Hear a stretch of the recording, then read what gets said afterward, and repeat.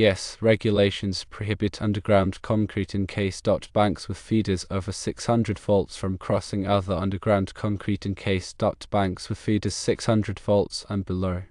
The National Electrical Code, specifically Article 300.20, addresses this issue. Duct banks should contain only one system, with limited exceptions. Conductors from different systems are permitted in the same duct bank if separated by a grounded metal barrier and a neutral conductor of a three-phase AC system.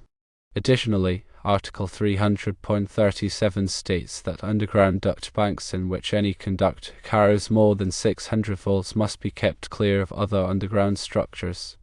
The Institute of Electrical and Electronics Engineers, or IEEE, Standard 1230.2007, graphic symbols for electrical and electronics diagrams, including reference letter designations, recommends that different voltage levels be kept separate by a minimum of 6 inches, which is approximately 150 millimeters, of space.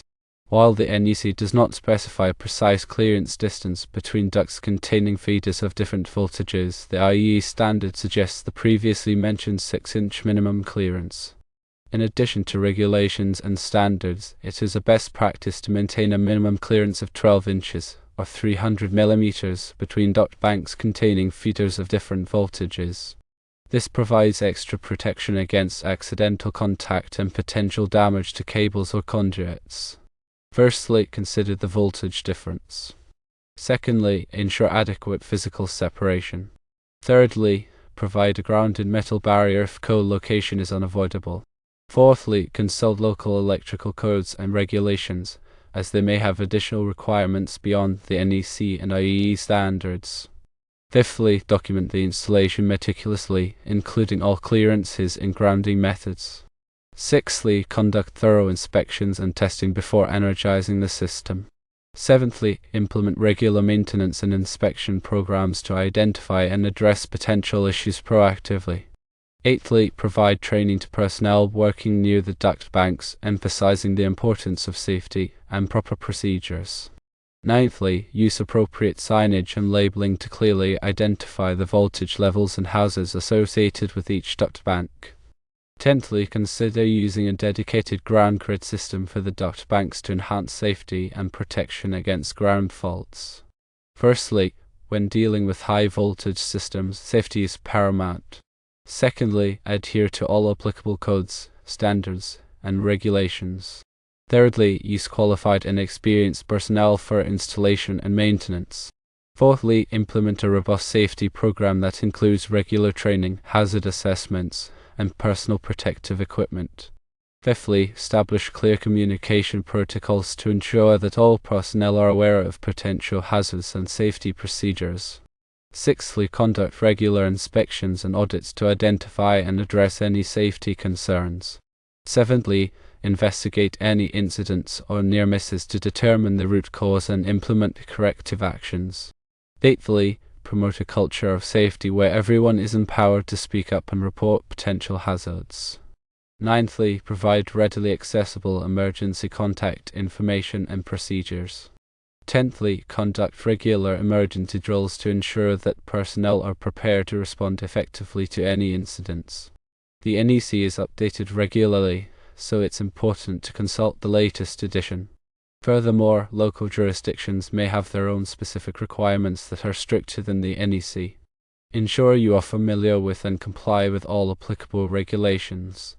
The IEEE provides valuable guidance on electrical engineering practices, including those related to duct banks and voltage separation. Their standards are developed by experts in the field and represent the best available knowledge. Consulting these standards can help ensure the safe and reliable operation of your electrical systems.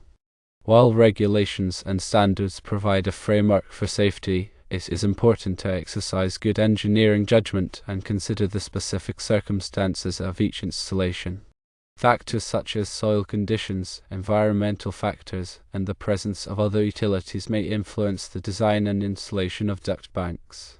Consulting with experienced electrical engineers can help ensure that your installation is safe, reliable, and compliant with all applicable requirements. Regular maintenance and inspection are crucial for ensuring the continued safe and reliable operation of duct banks. Conduct visual inspections to identify any signs of damage or deterioration. Test the insulation resistance of cables and conduits to detect any potential faults. Verify the integrity of grounding systems. Implement a preventive maintenance program to address any potential issues before they become major problems. Good documentation is essential for managing and maintaining duct bank systems. Keep accurate records of the installation, including drawings, specifications, and test results. Document any changes or modifications made to the system. Maintain a log of all maintenance and inspection activities.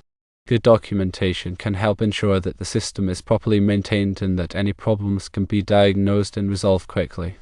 The purpose of these regulations and recommendations is to prevent electrical hazards and ensure the safety of personnel and equipment. Crossing duct banks with different voltage levels can create a risk of arcing, insulation failure, and other electrical faults. Maintaining adequate separation between duct banks reduces the risk of these hazards. Properly grounding duct banks and equipment is essential for protecting against electrical shock and ground faults. Grounding provides a path for fault current to flow back to the source, tripping circuit breakers and energizing the system. Regular testing of grounding systems is important to ensure their effectiveness. In summary, based on regulations and best practices, it is prohibited to cross underground concrete encased duct banks containing feeders over 600 volts with duct banks containing feeders 600 volts and below. A minimum clearance of 12 inches or 300 millimeters is recommended between the two duct banks for safety.